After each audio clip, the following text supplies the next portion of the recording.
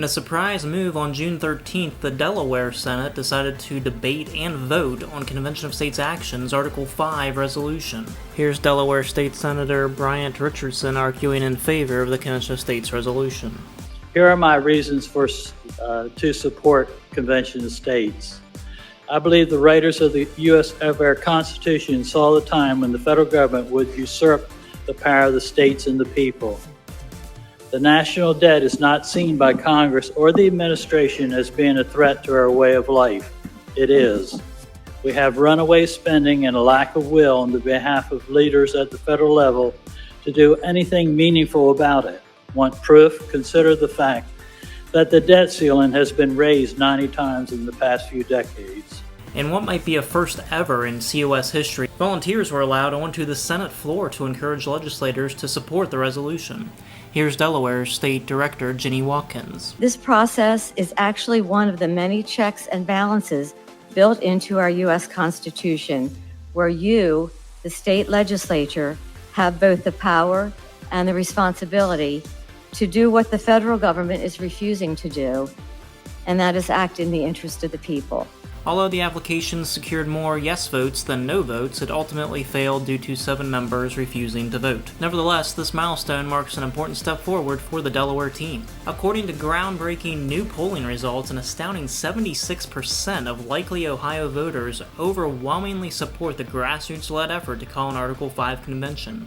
Democrats and Republicans support Convention of States so strongly that 61% of Democrats and 62% of Republicans say they would cross party lines to vote for a candidate who supports Convention of States. These brand new polling results tell us that not only is Convention of States the key to securing America's future, we already knew that, but now we know that Convention of States is a winning campaign issue for those who want to be your state legislators next year. The scientific survey was conducted by Susquehanna Research, chronicling supermajority support for Convention of States from every major ethnicity and age bracket. On June 4th, the Ohio House Government Oversight Committee held a hearing on HJR 3, the COS Action Resolution, which has been passed in 19 other states thus far.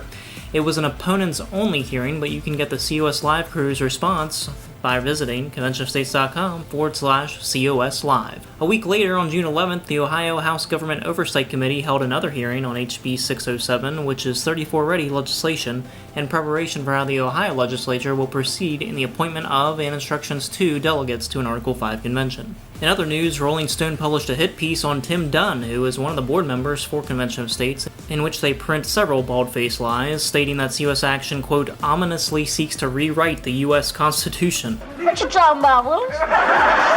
They go on to write, quote, in speeches to this group, Dunn has overtly mixed religion and politics, including with the declaration that God's on our side. Gasp.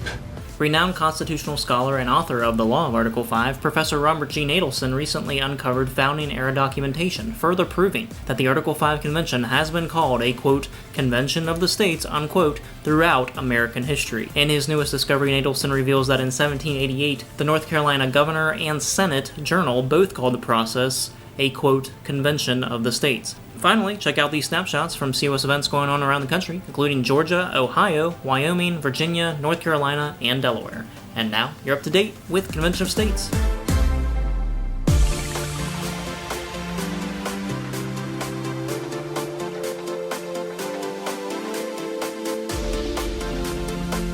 What do we want?